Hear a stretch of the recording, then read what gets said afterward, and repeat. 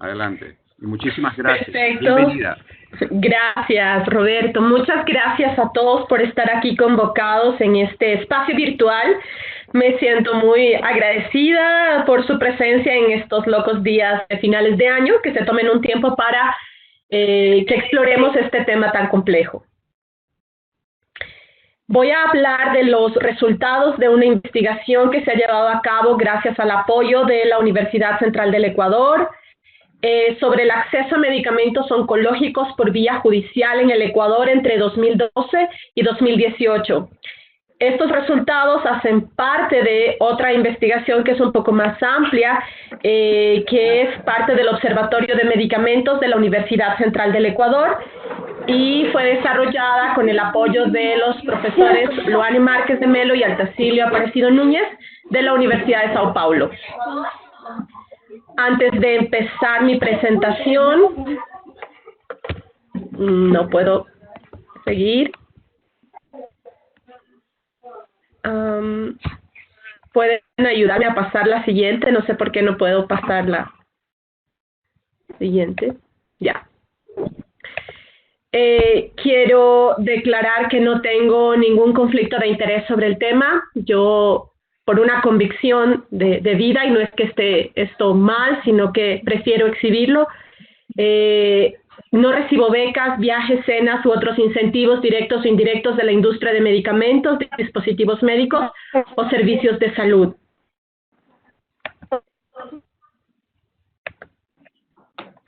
Voy a empezar con una breve aproximación histórica de la reforma de la salud en el Ecuador, porque esto podría ubicar un poco en el contexto de por qué la judicialización para acceder a un medicamento en el Ecuador explota a partir del año 2012. Hasta 1998 nosotros teníamos una constitución donde la gratuidad era focalizada, donde el cáncer se abordaba como se podía y históricamente era un tema que el Ministerio de Salud Pública del Ecuador no se daba la suficiente capacidad para abordar. Los medicamentos eran de provisión irregular, a través de donaciones o de la caridad. En el 2008, el Ecuador sufre una reforma constitucional muy importante en donde la gratuidad y la universalidad de todos los medicamentos que se consideraran esenciales se ponen como parte de la garantía del derecho en la Constitución. Además que se crean leyes específicas, por ejemplo, la Ley de Enfermedades Catastróficas. Entonces, el Ecuador da un paso muy adelantado para garantizar el acceso a medicamentos de enfermedades raras, de baja prevalencia. Sin embargo, de este gran avance no se contaba, por ejemplo, con listados con criterios definidos o con criterios de inicio de terapia o de cese de terapia. Lo que hicimos en el 2008 fue garantizar gratuidad a todos para todo el tiempo. Y esto en el camino empezó a traer algunos inconvenientes porque de pronto no era tan fácil el justificar qué medicamentos se podía o no dar cuando no estuviera en el cuadro.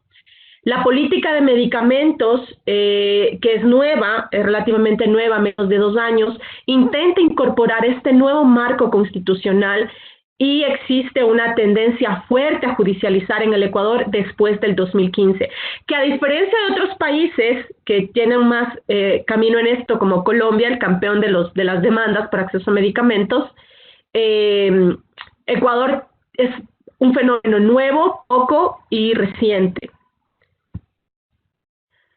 ¿Qué ha pasado con el incremento de la supervivencia a 5 años en el Ecuador? Este es el estudio CONCO, que mira cuánto han supervivido los pacientes a 5 años. Esto es básicamente datos de la institución privada que más cumple su rol de atender el cáncer, que se llama Solca.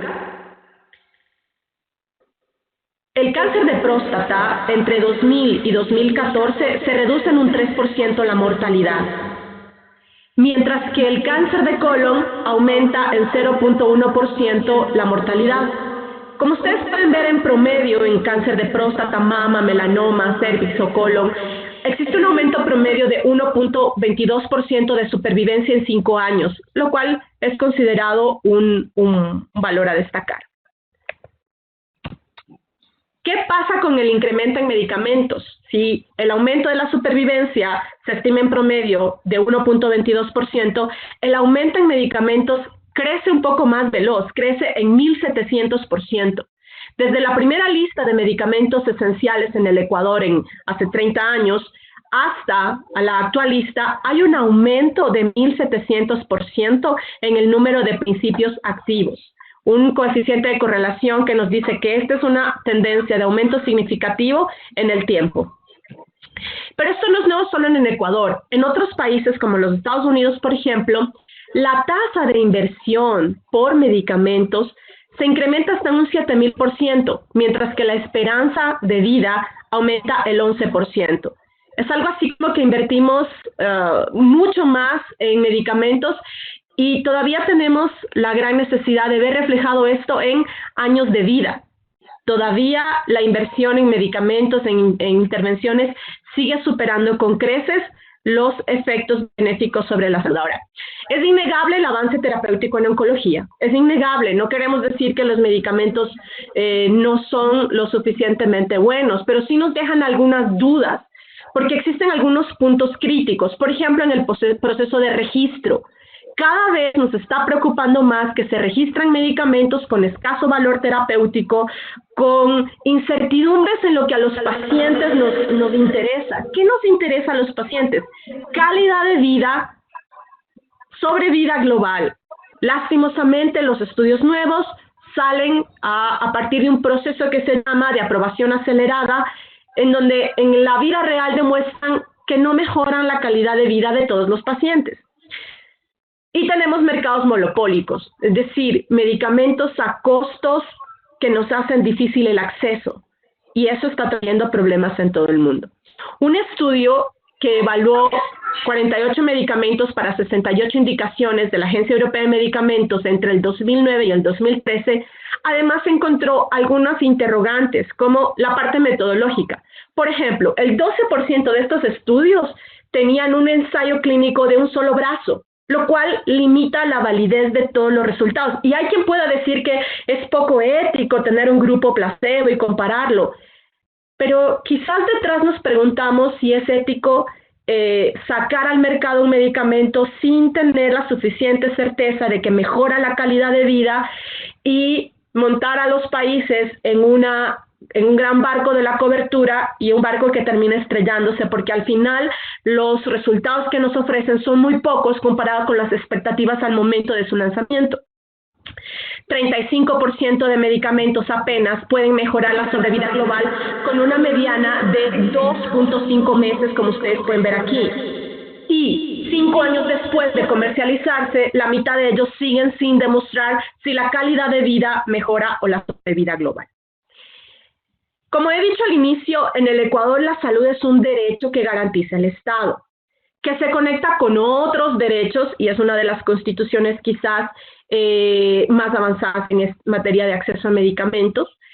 Y también nos dice que la salud, que el Estado será responsable de garantizar disponibilidad y acceso a medicamentos de calidad, seguros y eficaces que respondan a las necesidades epidemiológicas de la población.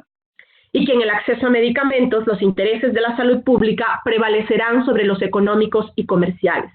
Ante este panorama, también se nos dice que los derechos se podrán ejercer, promover o exigir de forma individual o colectiva ante las autoridades competentes y que son estas, en este caso los jueces, los que autorizarán, estas autoridades garantizarán el cumplimiento del ejercicio de estos derechos. Lo cual nos lleva a entender por qué el fenómeno de la judicialización tiene un asidero importante después de la Constitución del 2008. Para entender cómo es el sistema de salud en el Ecuador así muy rápidamente, nosotros tenemos un financiamiento público o un privado. El público puede venir de fuentes fiscales directas del gobierno a través del Ministerio de Salud Pública o de contribuciones a través de aseguramientos, sea Fuerzas Armadas, Policía, Seguridad Social o Seguro Campesino.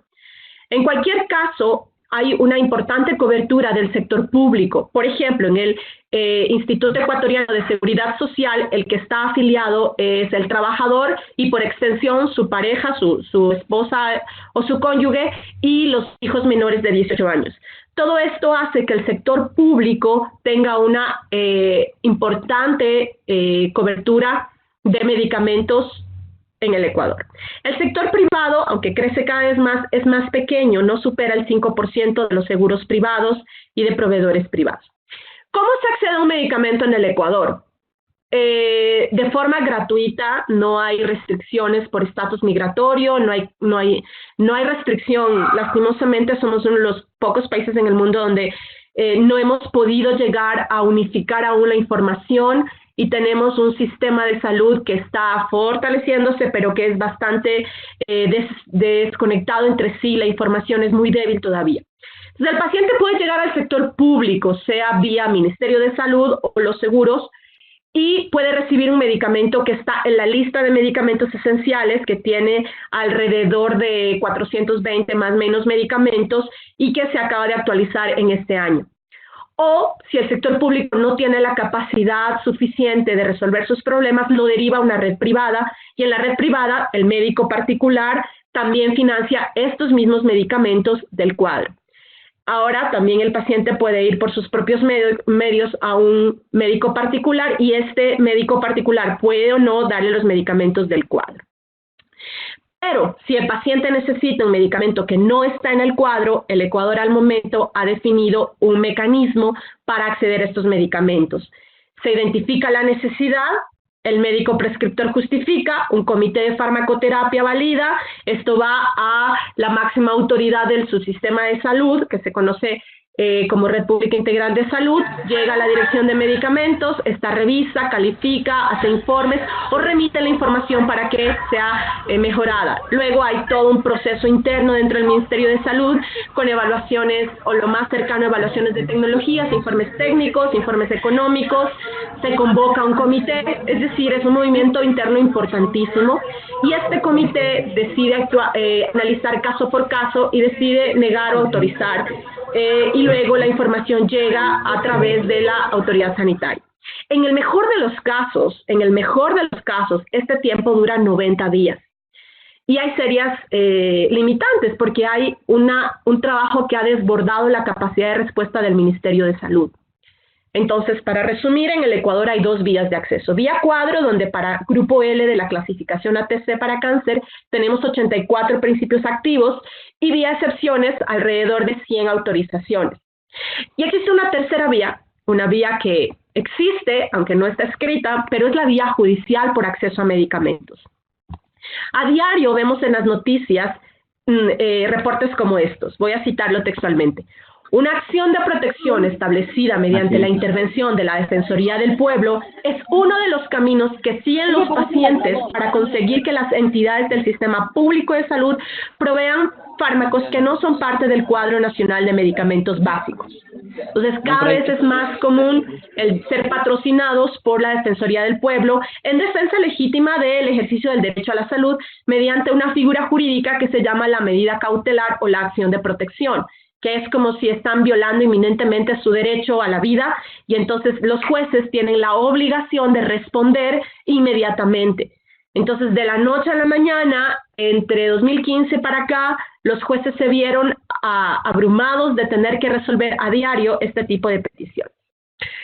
Lo que no nos dicen es, por ejemplo, y está bien porque el rol de la Defensoría del Pueblo es hacer seguimiento de las necesidades del pueblo, por supuesto, pero ¿cómo están esos pacientes? ¿Eran elegibles o no para la demanda? ¿Se reparó integralmente al paciente o no? Esta es una de las noticias que me llamó mucho la atención porque en Azuay, que es una zona del Ecuador, hay esta noticia en la página oficial de la Defensoría del Pueblo que dice que ellos consiguieron que se otorguen medidas cautelares en favor de 80 pacientes con cáncer que no recibían sus medicinas oportunamente. Cuando yo fui a averiguar quiénes eran estos pacientes, dónde estaban, si habían o no comprado, nadie tenía idea. Entonces también todos estos patrones nos están dando idea de que estamos un poco saturando el sistema jurídico y estamos rompiendo los propios reglamentos internos, buenos o malos, débiles o no, del propio sistema de salud. Entonces, Ambroise Paré ya en 1500 decía que el juez juzga según se le informe. El juez tiene que resolver por mandato constitucional ante una posible violación de derechos. Entonces, nos hacemos varias preguntas. ¿Qué ocurriría si los argumentos que sustentan un fallo judicial favorable tuvieran discrepancias con las pruebas científicas? ¿Sería ético fallar en favor del acceso a un medicamento bajo la premisa de mejorar la calidad de vida de los pacientes cuando las pruebas científicas no han demostrado sus beneficios? Entonces, cuando este fenómeno empezó, yo como parte de la Universidad Central empecé a apoyar a los juicios y empecé a mirar algunas discrepancias entre lo que decía la evidencia, lo que decían los accionantes, lo que el juez interpretaba. Y claro, desde la perspectiva médica, porque soy médico, era un mundo totalmente nuevo, desconocido. Y entonces lo que les voy a presentar son los datos de un estudio de caso de un país llamado Ecuador, de cómo se accedió a medicamentos durante 2012 y 2018. Para esto utilizamos todo es de acceso libre y puede ser corroborado. La página de la función de la judicatura se puso como el demandante Ministerio de Salud Pública del Ecuador, y aquí ustedes pueden ver cómo salen las acciones de protección. Ingresamos a cada acción de protección y vimos si tenía relación con el acceso a un medicamento oncológico. Analizamos todo el proceso judicial. Analizamos el 100% de sentencias judiciales bajo la medida cautelar contra el Ministerio de Salud Pública del Ecuador. Cabe señalar que descartamos todas las demandas contra los otros prestadores como el IES, el Seguro Social y otros seguros. De cada sentencia, lo que hicimos fue leer cientos de páginas de cada sentencia que eran públicas disponibles para extraer información general. Por ejemplo, quiénes eran los demandantes, de la edad, el sexo, de qué subsistema eran o pertenecían, y lo más importante, cuál era la indicación judicializada. Hubieron serias limitantes porque datos elementales como estos no siempre estaban disponibles en el proceso.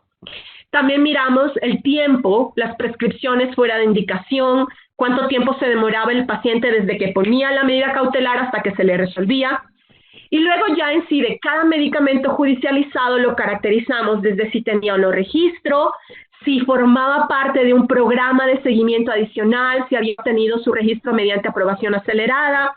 Y luego, para la indicación judicializada, evaluamos básicamente tres cosas: su aporte sobre tiempo libre de progresión de la enfermedad, sobre vida global o días extras de vida, comparado con las mejores terapias disponibles, y calidad de vida según una escala validada. Toda esta información que nos parece importante la sacamos de los estudios pivotales o primarios según se reflejaran en las fichas técnicas de los medicamentos en dos agencias regulatorias de alta vigilancia como la Agencia Europea de Medicamentos y la FDA.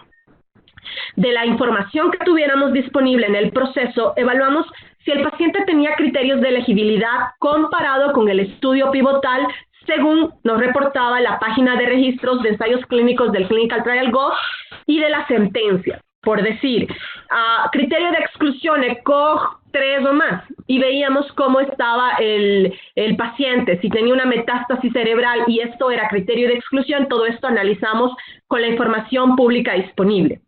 Y finalmente, de cada medicamento, lo que hicimos fue evaluar el costo directo del medicamento. No tomamos en cuenta ninguna otra cosa más que el costo directo, basados en el precio techo fijado en la Secretaría Técnica de Fijación de Precios por unidad y por tratamiento promedio por año. Cuando no tenía un precio en el Ecuador, se usaba el de un país cercano. Finalmente, las características de la sentencia, qué resolvió el juez, cuánto se demoró, y analizamos el discurso del argumento dirimente, cómo era interpretado en la sentencia, calidad de vida, acceso a cuidados paliativos, la sobrevida global, calidad de vida, si hubo fallos concomitantes y los roles de la defensa. Finalmente, cuando el paciente recibe el medicamento, debe hacer un reporte de seguimiento a la autoridad sanitaria, pues evaluamos hasta el 31 de diciembre del 2018 todos los reportes de seguimiento en términos de calidad, resultados, usos de escalas objetivas normatizadas para ver calidad de vida y criterios de cese de terapia, que son los elementos que solicita este reporte de seguimiento. Entonces, ¿qué encontramos? Encontramos 26 procesos que integraban 114 demandas de pacientes. tuvimos que excluir con mucha pena esta demanda colectiva de 80 pacientes, porque no existía mínima información. El juez juzgó para 80 y resulta que los 80 no existían, porque estaba confuso lo que se había dictaminado y como iban a salir los datos muy alterados, decidimos excluirlo y nos quedamos con 33 pacientes de 25 procesos, que tenían, algunos eran demandas colectivas y otras individuales. Estos fueron los medicamentos mayormente judicializados. Muchos de estos, entre 2012 y 2018, fueron autorizados por excepción, otros ahora forman parte de la 10ª revisión del cuadro básico de medicamentos y estamos expresando 16 medicamentos que fueron los analizados. Encontramos en primer lugar una tendencia de ascenso de judicialización y su relación con la normativa, a lo que yo le digo el efecto adverso de la política pública. Porque pese a muchos reglamentos, acuerdos, intentar armonizar las cosas, estas normas no hicieron la diferencia. En el 2011, un decreto ejecutivo permitió el acceso a medicamentos fuera del cuadro de una forma con poco criterio, era cualquier cosa que el médico tratante pueda decir que es mejor. En el 2013 sale un acuerdo que es un famoso acuerdo 3155 donde se intenta normatizar, pero es a mediados del 2015 donde existe un aumento en ascenso de las demandas. En 2017, 2018 hay reformas a estos acuerdos, pero nada detiene este ascenso. Lo que hace es quizás incrementarse la vía judicial. Recuerden el cuadro anterior que decía que en 90 días aproximadamente, en el mejor de los casos, la autoridad sanitaria resolvía por la vía legal. Bueno, 90 días en el mejor de los casos. ¿Qué pasa con los juicios? Una mediana de 22 días de respuesta desde que el paciente pone la medida cautelar hasta que el paciente recibe el fallo favorable. Y con una distribución bastante anormal, el 75% resolvía su problema en un mes, 33 días, lo cual nos deja pensando si los tiempos son una variable importante para acceder por esta vía. No hay tanta diferencia entre de dónde ocurre la prescripción que termina en un proceso legal, aunque hay un ligero aumento en la institución privada. ¿Quiénes eran los pacientes? Un poco de las características generales. Demandaban mayormente hombres que mujeres. El órgano afectado que mayormente solicitaba un medicamento por vía judicial eran las enfermedades oncohematológicas, y el subsistema de salud que más demandaba era el de las Fuerzas Armadas en su tasa por 100,000 habitantes, según la cobertura que tuvieran de población asignada. Ahora, yo quiero hacer aquí una distinción. En la primera etapa de los juicios en el Ecuador, se llamaba al Ministerio de Salud como un elemento clave por ser el aprobador o no de las excepciones. Posteriormente se dejó de llamar al Ministerio de Salud y actualmente se puede decir que hay demandas que el Ministerio de Salud quizás no está al tanto, siendo que es el ente rector. Las demandas pueden ir, por decir, a la policía. La policía resuelve y se le da, pero esta información aún no ha logrado estar bajo el total seguimiento de la autoridad sanitaria. ¿Cuáles eran las características de estos medicamentos? El 100% de los medicamentos judicializados obtuvieron su registro mediante aprobación acelerada. Recordemos que la aprobación acelerada nos invita a hacer un seguimiento estricto, más aún cuando 37% de los medicamentos judicializados son aún parte de un proceso estricto de seguimiento post-comercialización. El 30% de los medicamentos judicializados demostraban en sus ensayos clínicos pivotales que tenían habilidades para mejorar la calidad de vida de los pacientes. El 7% demostraba ser capaz de extender en 6 meses o más la sobrevida global. Lo que nos llama la atención es que el 51% de los pacientes analizados no tenían criterios de elegibilidad para haber sido beneficiarios de la droga. Es decir, las agencias reguladoras nos obligan a hacerle seguimiento adicional, 37% son de aprobación acelerada.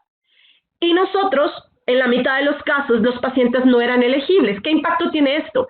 Cuando un paciente no es elegible clínicamente, ya sea por comorbilidades, falla los protocolos usuales, edades extremas, otras condiciones, la efectividad del medicamento se va a afectar. Por decir, si en el ensayo pivotal excluyeron a pacientes con metástasis cerebral o hepática y nosotros le damos a un paciente que tiene los criterios de exclusión, no veremos el beneficio. Eso es un uso poco adecuado. El 97% de los casos, el argumento dirimente tenía que ver, en el 97% de los casos, con la opinión del médico tratante, y el 93% de las sentencias decían esta frase: si no damos el medicamento, el paciente va a morir inminentemente.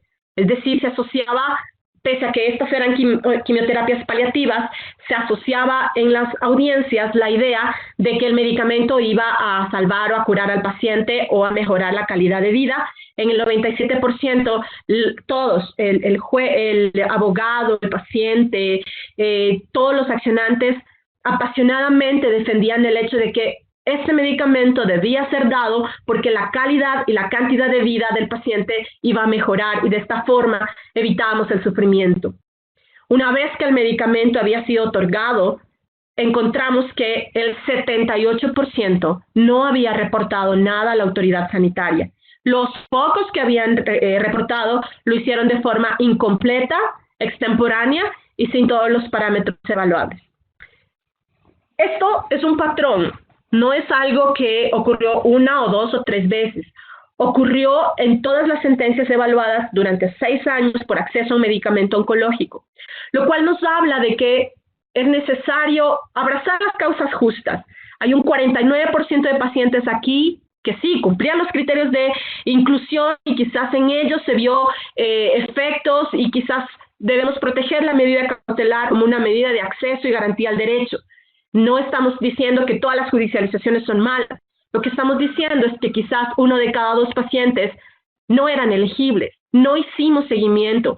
Si el juez juzga según sale informe, el 97% de médicos especialistas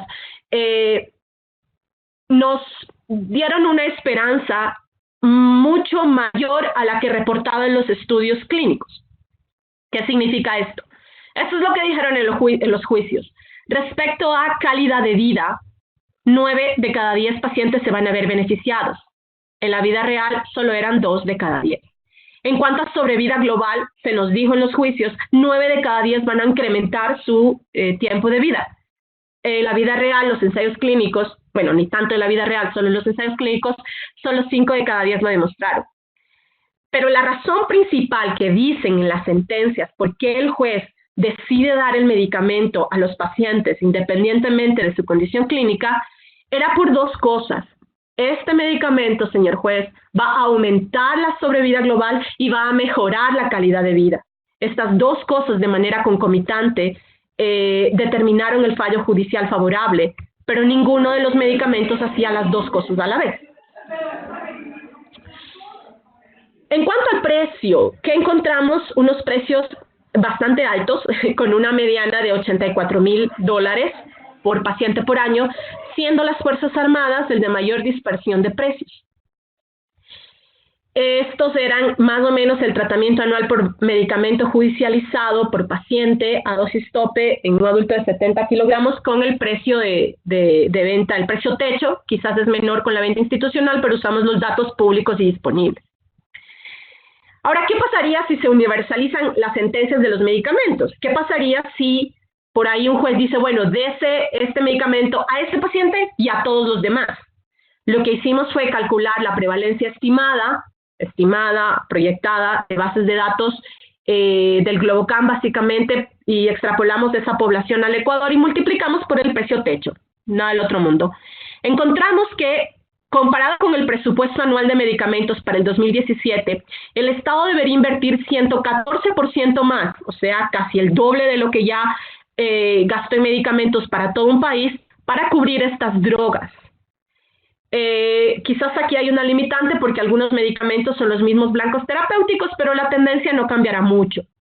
Entonces, el impacto de la judicialización, si se extendiera este derecho a todos los ecuatorianos vía una sentencia o vía obligarle a que entre al cuadro básico, implicaría muchísimo más recurso económico. Otra cosa que hicimos fue, bueno, correlacionemos el precio de los medicamentos con la sobrevida global. Nos daría la idea de que si un medicamento nos da más sobrevida, tendría todo el derecho de costar más.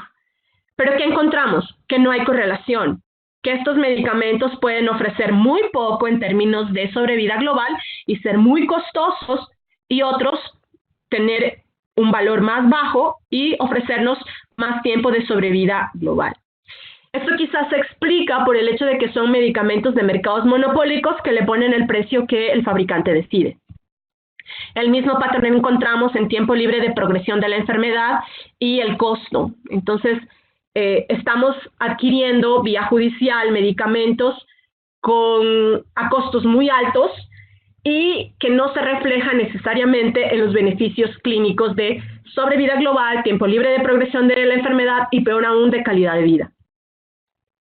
Brevemente, las conclusiones de esta aproximación es que existen discrepancias. Yo creo que es un fenómeno nuevo para Ecuador y el juez no está preparado para entender este complejo tema. El juez ecuatoriano, porque es un fenómeno nuevo y complejo. Existen discrepancias entre los argumentos científicos, el ensayo pivotal o primario, y la opinión del especialista, que termina siendo la base de la decisión judicial. Por ejemplo, discrepancias como que el 97% mejorará calidad de vida y no tenemos ni el 20%. La normativa implementada en el Ecuador para el acceso a medicamentos por vía excepcional no ha tenido impacto en el número de sentencias ni sobre la calidad del reporte o seguimiento de pacientes. Entonces, quizás es necesario repensarse modelos que permitan hacer más eficiente la autorización excepcional. Si el Ministerio como autoridad sanitaria pudiera descentralizarse y descongestionarse de las decisiones y ser un poco más el auditor de las decisiones posterior al juicio y evaluar si el paciente cumplía o no criterios, sería bueno. Existe un pobre relacionamiento post-sentencia entre el sistema de salud y el sistema de justicia. Si la medida cautelar lo que busca es la reparación integral de un derecho vulnerado, pues no vemos en las sentencias que haya habido una reparación integral. Desconocemos si estos pacientes, aparte de la droga de $80,000, tuvieron que comer, tuvieron cuidados paliativos, su sepelio fue adecuado o no. O sea, desconocemos las cosas integrales. Lo que hacemos es dar el medicamento y eso no es necesariamente repararla integralmente al paciente. Las decisiones tomadas reflejan una tendencia a medicalizar, descuidando el abordaje integral, decisiones basadas en el acceso a medicamento y no en las necesidades del paciente. Estamos proponiendo 10 preguntas que el juez puede hacer en el momento de enfrentarse a una medida judicial por acceso a medicamento. Creo que se debe partir de una pregunta: ¿qué expectativas tenemos del medicamento? Porque una cosa es lo que se nos ofrece, otra cosa es la que queremos y otra cosa es la que el medicamento puede hacer. Esto, el que el juez pregunte al paciente, al prescriptor, a la autoridad sanitaria, bueno, ¿qué expectativas tenemos de este paciente? Orienta al juez para ver qué es lo que realmente quiere el paciente. En muchas de las medidas cautelares, el paciente no estuvo presente y estamos olvidando al actor más importante de las demandas, el paciente. Otra pregunta a preguntarse es si este medicamento ha sido o no autorizado por la Organización Mundial de la Salud, si existen evaluaciones de tecnologías sanitarias en la región, si se cubren en otros países. Porque esto orienta al juez en información imparcial para tomar decisiones. La tercera pregunta que proponemos que el juez puede hacer es: pregunte, no diga mejora la calidad de vida, pregunte, bueno, ¿cuánto mejora la calidad de vida? En los juicios se nos dijo, sí, extiende la vida, pregunte ¿cuánto? Creo que hay 3 cosas que se pueden hablar en meses y cualquier persona puede entender en un lenguaje adecuado. ¿Cuánta sobrevida extra me ofrece? ¿Cuánto tiempo libre de progresión? ¿Y cuánto va a mejorar la calidad de vida? O sea, enfoquémonos en las necesidades del paciente, en las necesidades básicas diarias. Este medicamento hará que el paciente vuelva a caminar, que pueda defecar, que pueda comer, que pueda bañarse, que sea autónomo, que sea independiente. Estas son las preguntas que los pacientes nos hacemos y que no podemos vivir con la extrapolación de que yo creo que si el PSA le baja y que si la masa reduce 1 milímetro, a lo mejor el pulmón se le mejora y no necesita oxígeno. Si vamos a tomar decisiones nacionales de medicamentos de calidad, seguros y eficaces, debemos ser estrictos en las fuentes de información y en las variables de desenlace que estamos evaluando. Asumiendo, por supuesto, que todos dicen la verdad, asumiendo eso, porque el que le miente al juez se va a la cárcel. La cuarta pregunta que nos proponemos es que el juez pregunte, ¿el paciente es elegible, sí o no? O sea, ¿este paciente tiene las características del ensayo primario, sí o no? Porque orienta al juez a ver si vamos a ver los efectos benéficos en el paciente. Insisto, cuando un paciente no tiene los criterios de elegibilidad, cualquier resultado puede ser incierto porque el paciente no tiene las condiciones de recibir los beneficios. La quinta pregunta, y que creo que es importante, aunque a algunos no nos guste. No creo que el conflicto de interés es malo, lo que creo que es antiético es esconderlo y no decirlo. Hay que transparentar los conflictos de intereses.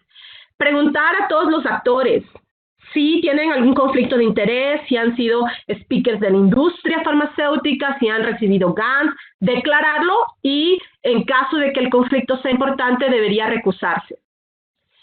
Sexta pregunta, ¿el paciente fue referido a cuidados paliativos? No puse este resultado aquí, forma parte del resultado más largo, y no, en su mayoría los pacientes no fueron derivados a cuidados paliativos. Ojo que cuidado paliativo no es una opción de desahucio, es una opción de abordaje integral, porque el paciente siente que el Estado no le falló cuando el paciente recibe en su casa un apoyo integral. El paciente siente que el Estado no le falló cuando tiene que comer en su mesa, cuando tiene un hombre en quien llorar, cuando ir al hospital a recibir el medicamento no es una cosa terrible, porque en nuestro país hay pacientes que no tienen ni para el transporte de autobús y les hacemos ir por un medicamento costoso. Toda esta gestión de trabajo social y de cuidados paliativos es parte de la reparación integral. Una séptima pregunta es ver si el paciente tenía el seguro médico privado, porque algo que vemos es que sí, se falló siempre y se obligó al ministerio a cubrir, pero muchos de estos pacientes tenían un seguro médico privado que les negó. ¿Y por qué el seguro médico privado no asumió la sentencia judicial? Preguntas que nos hacemos.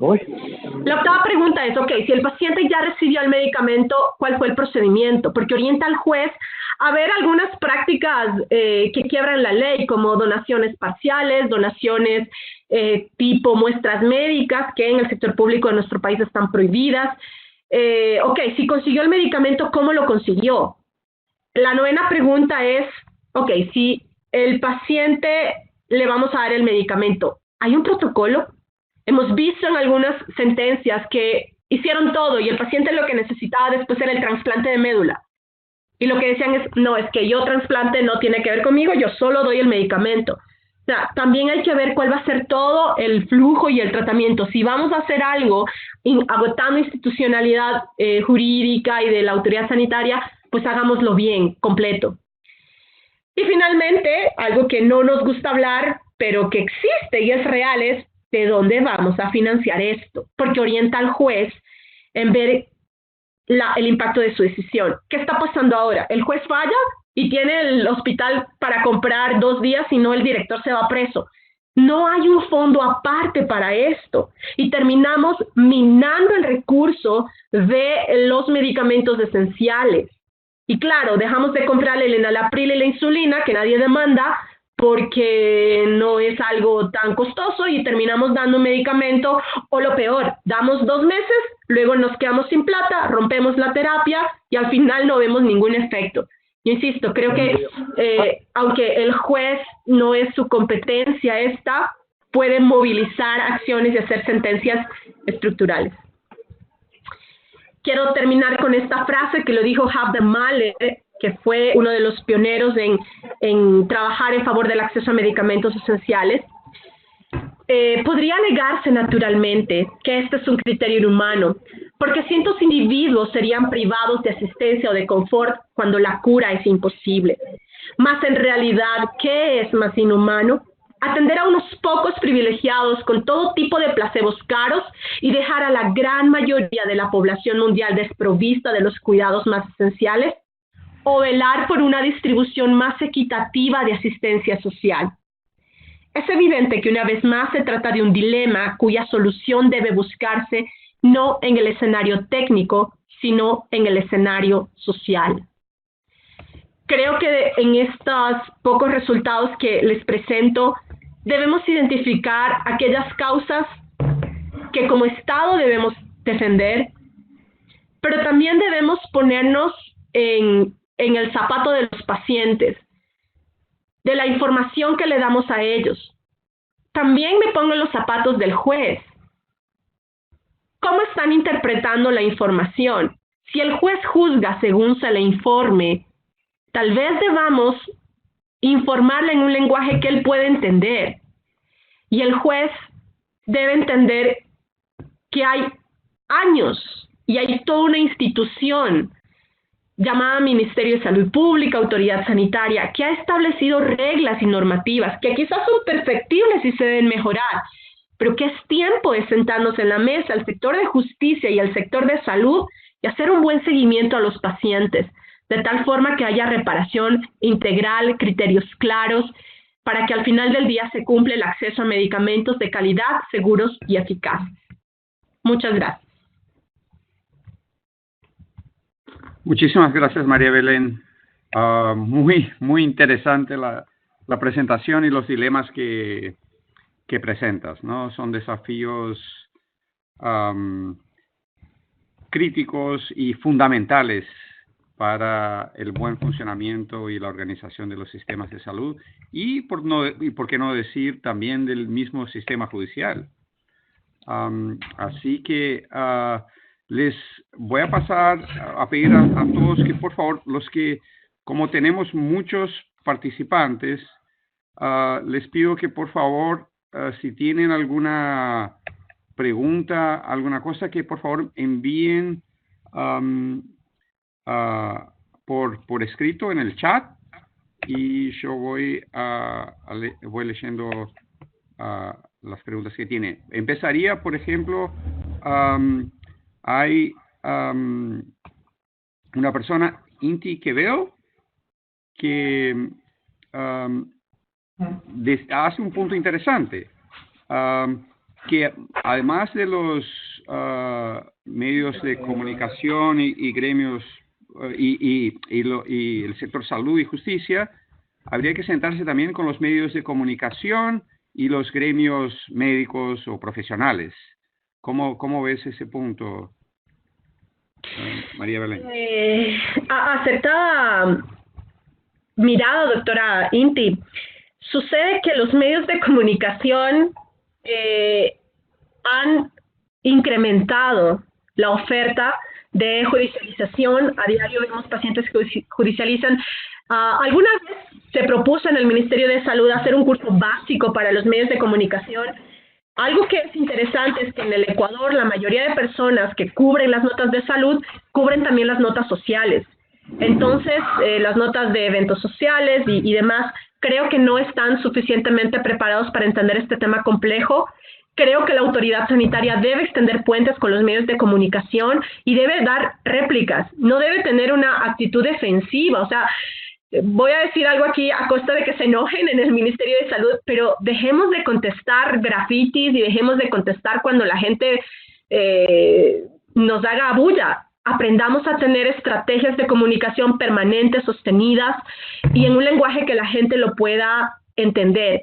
Creo que el Ministerio de Salud tiene un rol súper importante para comunicar adecuadamente los mensajes. Pero evidentemente también ha ocurrido en otros países. La industria farmacéutica ha estado detrás del incentivo de demandas judiciales y esto puede ser operativizado a través de asociaciones de pacientes, y es algo que debemos hablarlo con transparencia. Debemos legislar. En el Ecuador no tenemos una ley que nos diga que la industria esté obligada a declarar los incentivos que le da a pacientes, a la industria, a médicos, etcétera. Entonces creo que es tiempo de tener códigos de ética y de conducta. Ojo, no que sea malo el recibir ciertos beneficios de la industria. Yo insisto, lo malo es no decirlo, no declararlo, que hayan tomadores de decisiones. Ya, yo hago una pregunta, si a un juez tiene que juzgar una medida a una persona por narcotráfico y este señor le da un viaje para irse a las Islas Canarias para aprender derecho penal, el juez lo tiene claro, no lo va a aceptar porque no puede ser juez y parte. En salud esto no está muy entendido. Entonces creo que hay valiosos profesionales que pueden tener relacionamiento con la industria, pero el tema no es ni perseguirlos ni silenciarlos, simplemente declararlos.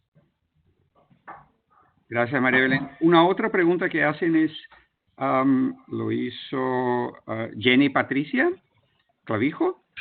Dice, si puedes informar si Ecuador tiene reglamentado legalmente estrategias de acceso acelerado a medicamentos.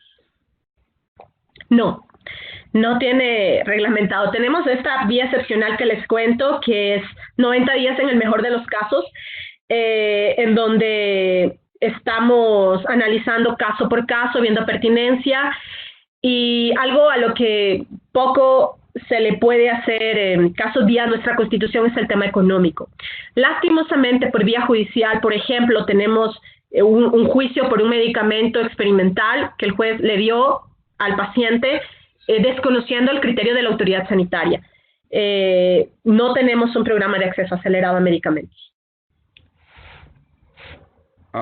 Pedro Quiñones, médico del Instituto de Salud y Derechos Humanos, dice, tenemos 2 casos de cáncer de pulmón que han sido rechazados por el Comité de Medicamentos judicializados que irán a Corte de Derechos Humanos.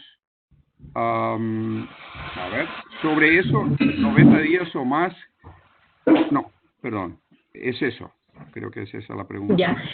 Bueno, desconozco de estos casos, más creo también que debe haber un mea culpa de la autoridad sanitaria de entender, a ver, cuando el medicamento es por vía de emergencia, no se pide permiso a nadie, se lo compra inmediatamente y posterior se lo justifica. Creo que eso es algo bueno de la ley. Para enfermedades cuyo desenlace inevitable es la muerte, cuando es quimioterapia paliativa, y donde el cuadro, que tiene bastantes medicamentos para cáncer, no tiene justo, yo que sé, cáncer de pulmón para una mutación tal y específica, debemos pensar, yo insisto, quizás el Ministerio de Salud les negó porque no eran elegibles, eso es lo que habría que pensar, y si el paciente tiene condiciones, aún no sé cuánto tiempo haya tardado el Ministerio de Salud en responder, pero creo que la Corte tiene que pronunciarse basada en escuchar a todas las partes. Y un actor importante es el Ministerio de Salud. Quizás hay informes de las negativas y eso deba el juez leer o entender. Gracias. Cristian Campos pregunta también, es con relación a los 90 días o más que toma la institucionalidad, el ministerio, el sector, para autorizar un medicamento que no está en el cuadro. ¿Se ha hecho algo, se ha propuesto algo para mejorar ese tiempo, para reducir ese tiempo? Dice, hay que entender que el paciente ocupa y necesita una respuesta rápida del sistema, ¿no? ¿Hay algo formal que se ha hecho para simplificar trámites y para que sean más expeditos? Entiendo que hay una lista publicada de medicamentos autorizados por vía excepcional y que por principio de justicia, si el paciente tiene las condiciones clínicas, podría ser beneficiario. Insisto, cuando el medicamento es de emergencia, se puede pedir en 24 horas sin autorización de nadie. Cuando el medicamento es para otras enfermedades de alta complejidad, hay como 4 periodos en el año para aplicación. Yo formo parte de las voces que están pidiendo que se descentralice este proceso. Actualmente Ecuador está en un proceso de recorte de personal y demás, y estamos desbordados con peticiones. Quizás el Ministerio establece criterios súper claros de qué va a cubrir en qué condiciones, y los subsistemas se hacen cargo, tendría más sentido. El Ministerio de Salud hace auditorías posteriores. Pero hasta el momento, hasta el día de hoy, no ha habido ningún pronunciamiento para reformar este mecanismo. Gracias. Jessica Hernández pregunta si has publicado algún artículo sobre ese trabajo y si lo has, si podrías compartirlo. Pues muchas gracias. Estamos en fase de publicación. Esto es parte de un artículo que ya hemos enviado y estamos en espera y seguro lo vamos a compartir.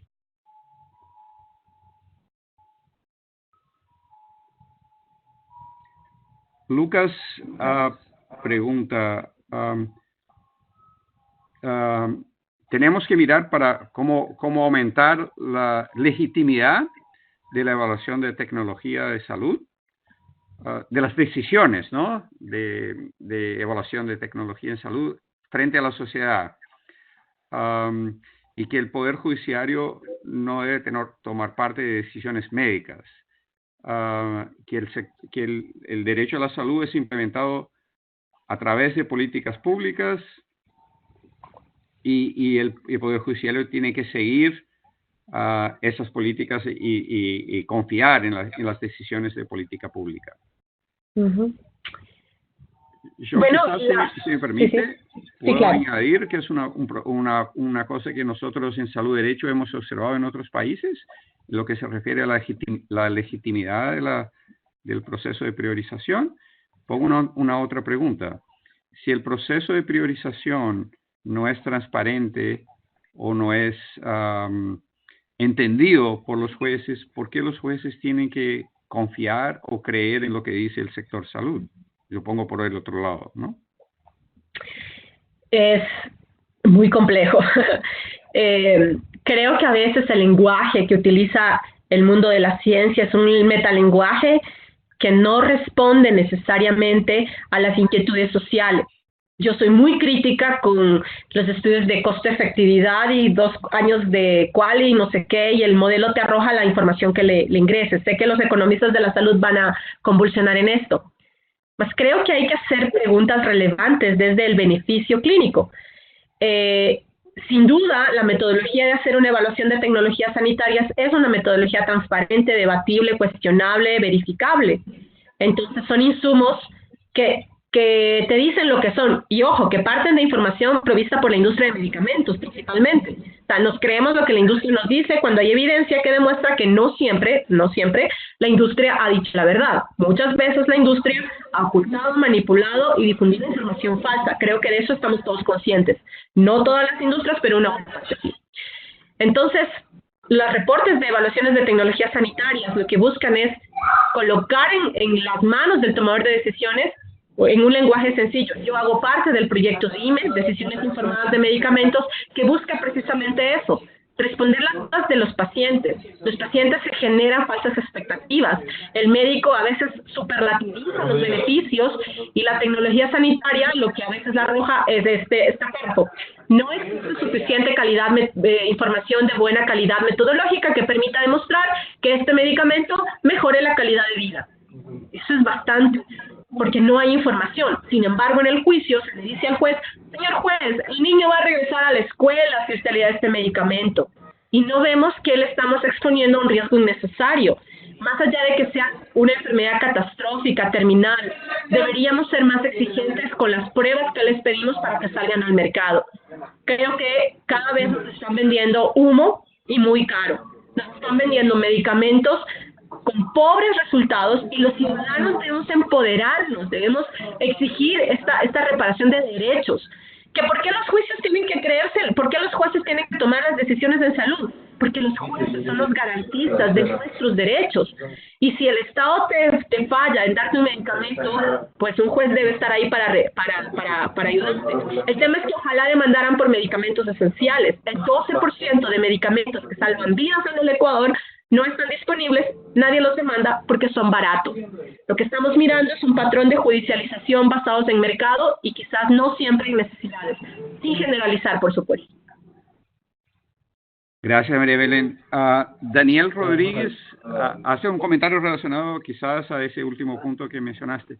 Sí, el papel del médico también es clave. A pesar que suene fuerte, se deberían normar las actuaciones de médicos institucionales en cuanto a la prescripción de placebos caros. Totalmente de acuerdo. Pero entonces, de nuevo, voy a mis datos. 97% de las veces el juez se basó en la omnipotencia del prescriptor. Me pregunto, ¿qué nos hace expertos? Cuando yo he ido a los juicios, el juez me ha dicho, ¿usted es la oncóloga? No, entonces usted no hable. Y le saco el metaanálisis y la acumulación de datos y le digo al señor juez, no es así. Entonces el doctor experto, ahí detrás de esto yo me pregunto siempre, ¿qué nos hace expertos? ¿Ver un paciente? Cada cual tiene un rol en la sociedad y creo que ahí la autoridad sanitaria tiene un rol súper importante para establecer con claridad criterios a cubrir. Colombia, por ejemplo, que está metido en un gran problema porque lo cubren todo, y eso es bien difícil de entender, ha emprendido una campaña por tecnologías negativas, listas negativas. Esto no voy a cubrir, estas cosas no voy a cubrir por esto y por esto. Eso creo que es uno de los elementos que podría aportar en la discusión, decir, esto no voy a cubrir, experimentales, fase 2, sin grupo comparador, sentarnos en un ejercicio académico, técnico, pero social, integrando los pacientes y sus necesidades, y el prescriptor, más allá de su libertad para recomendar ciertos medicamentos, debe ajustarse a informar con claridad lo que la droga es capaz de hacer. ¿Saben qué es triste? ¿Qué me rompe el corazón? Ir a un juicio y verle al paciente con oxígeno, en silla de ruedas, agotando los últimos minutos de su vida en una corte y que nadie le diga que no hay nada más que hacer, que al paciente le mientan y que haya algo que yo creo que es como un complot sistemático donde el juez, el abogado, el médico, nadie le dice la verdad al paciente y el paciente muere. En lugar de estar en su casa, rodeado de los nietos, de los animales, comiendo lo que le gusta, el paciente agota el último respiro en una corte, abrazado de falsa esperanza, creyendo, legítimamente tiene derecho a creer en milagros, pero creyendo que esa droga cambiará su vida. Y esa droga lo puede prolongar, y muchas veces todas, el sufrimiento del paciente y no es una represión integral. Gracias. Una otra pregunta que hace David Ayala. ¿Qué pasa con medicamentos que no están en la lista de medicamentos esenciales, pero su eficacia está comprobada, o es mejor que un fármaco que consta en dicho cuadro? En el Ecuador, pues simplemente puedes pedirlo por excepción, argumentando bien, y si hay este caso, como presidenta de la Comisión Nacional de Medicamentos, te invito a presentar y postular en la siguiente revisión y pedir que un medicamento sea reemplazado por otro. Creo que la Comisión de Medicamentos es dinámica, acepta solicitudes, todos estamos representados vía academia, vía gremios, vía Federación Médica, siempre tenemos un representante y una voz, y siempre se escucha. Entonces, más bien les animo a que soliciten estos cambios por mejora de la lista de medicamentos esenciales. Gracias. Creo que podríamos... hay una última pregunta, quizás, por el tiempo.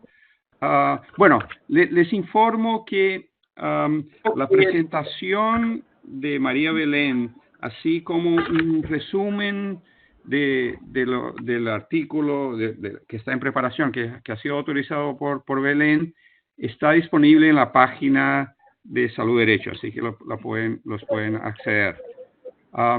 Quizás la última pregunta sería, con una capacidad desbordada del Ministerio de Salud Pública para ejercer evaluación de tecnologías en salud, ¿el camino sería tener un tercer participante diferente al Ministerio de Salud, como las universidades, por ejemplo?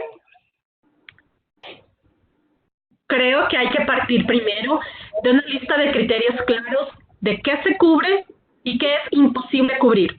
Cuando el Estado decida, un medicamento de estas características imposible cubrir, se va a descongestionar el 90% de solicitudes. Si un medicamento no es capaz ni de mejorar la calidad de vida, no debería ser dado ni gratis. Tan radical como eso. Si mejora la calidad de vida, cueste lo que cueste, cúbralo. Sé que no todos los medicamentos hacen eso, pero insisto, dejemos de darle a la gente placebos caros. Primero, hay que partir de una lista clara de criterios de autorización y de negación. Luego se deben descentralizar las decisiones. Debe ser hecho por los subsistemas. Por ejemplo, el Seguro Social, las Fuerzas Armadas, la Policía tienen comités de farmacología y personal apto para tomar las decisiones. Y luego, la autoridad sanitaria debe ser el auditor de esas decisiones que tomaron y con responsabilidad. Creo que el actor debe ser, seguimos siendo los mismos, pero le damos más empoderamiento a los comités de farmacoterapia de los subsistemas. Y creo que tenemos una estructura, más ahora creo que en el momento actual el Ministerio de Salud debe sentarse a conversar de los criterios. Con criterios claros, la decisión puede ser tomada sin problema. Y actores externos pueden colaborar, como la academia. En mi caso, siempre he participado como Universidad Central y como observatorio, y hemos tenido buenos resultados. Pero no somos indispensables, porque sin duda alguna, los cerebros más importantes en el área clínica están en los hospitales, y ellos tienen la capacidad. Tienen que ser fortalecidos con acompañamiento metodológico, pero si hay criterios claros, voy a decir algo, los alumnos podrían incluso aprender esto como parte de su formación, los alumnos de posgrado. Muchas gracias, María Belén. Muy interesante ese último punto. Mira, quería hacerles una propuesta. Hay varias otras preguntas, pero por el tiempo no alcanzamos a contestarlas todas. Pero quería proponer a ustedes que, por favor, nosotros vamos a recolectar esas preguntas y quizás ponerlas en la página de Salud Derecho.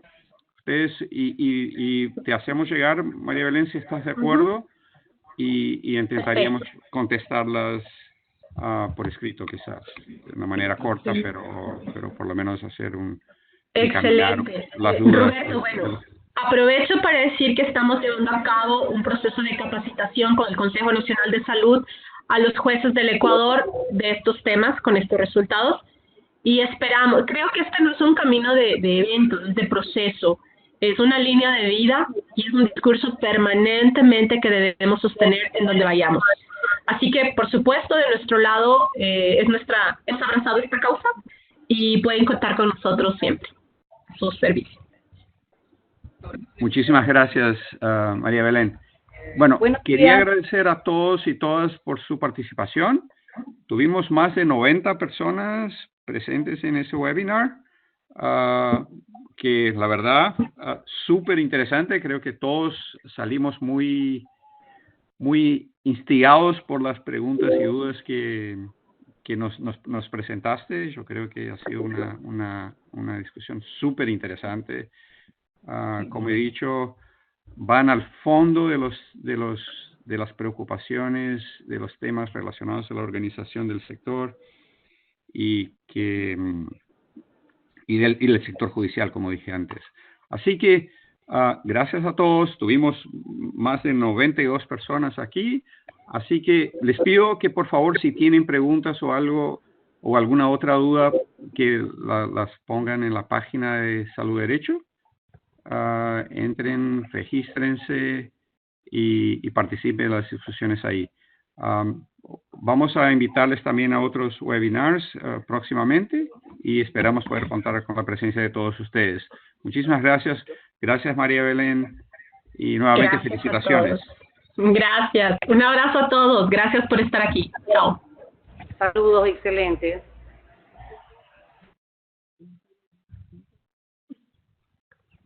Ya cierro nomás.